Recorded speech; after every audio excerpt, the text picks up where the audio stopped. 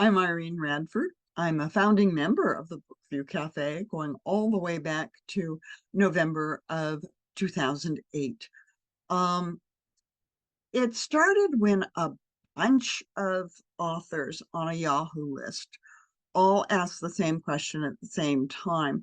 How do I increase my web presence? And we came up with a bullet point list that was 2 pages long. And there was a lot of, well, I can do this, but there's no way I can do that.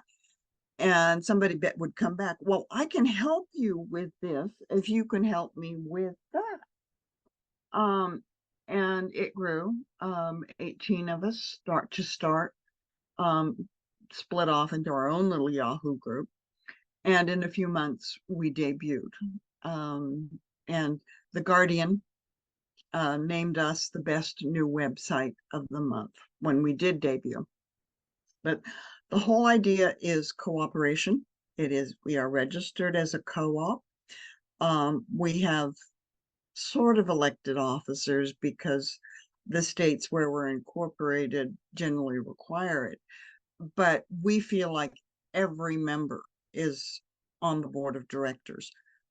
We all help make big decisions. And we all help each other get our books into print and into ebook.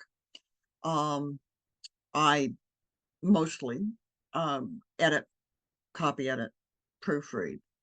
I don't have a lot of tech skills as far as the computers go, but I contribute where I can, as does everybody. And kind of near the top of our list of membership requirements is plays well with others. Um, we've lost a few people because of that, but that's the primary thing. And I have done anthologies with Bookview Cafe. I have done some new titles, original titles, and I currently am doing a lot of reprints as my publisher in New York has changed. And I got publishing rights back for 20 titles. I'd already gotten several others back. And so we progress.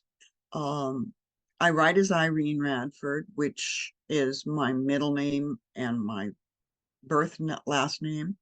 Um, Primarily because there was another author with my first name and my married last name.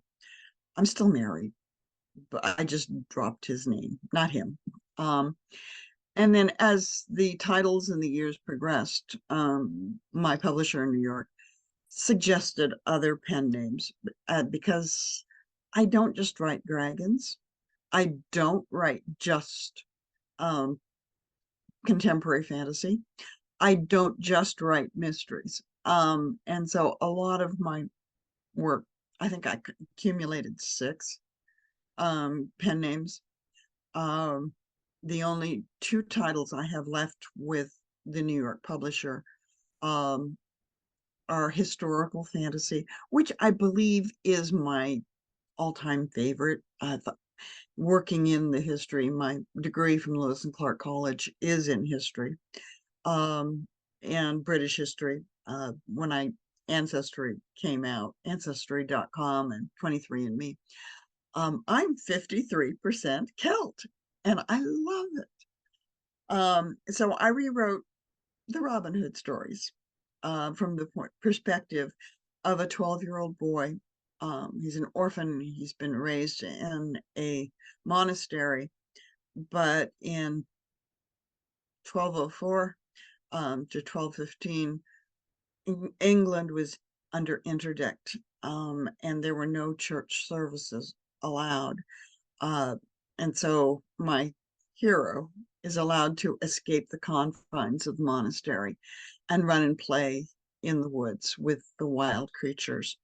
And there's no church around to tell him that the Green Man uh, and the Lord of the Hunt and trolls and other characters don't exist. They do exist. They've just been living underground for a while and for quite a while.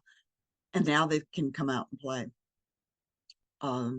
So that those are the Rachel Atwood books, and I'll be getting those rights back probably another year or two. But in the meantime, I get to Brookview Cafe lets me play in the worlds I want to play in rather than what marketing decides I should write. And I think, to me, that's one of the biggest benefits of a cooperative publisher, as well as all of the wonderful friends I've made there, longtime friends, people I knew casually from meeting at conventions, um, are now close friends. And it's all because of this wonderful little publisher that started up 15 years ago. So come join us, check us out, see what other wonderful treats are available to you.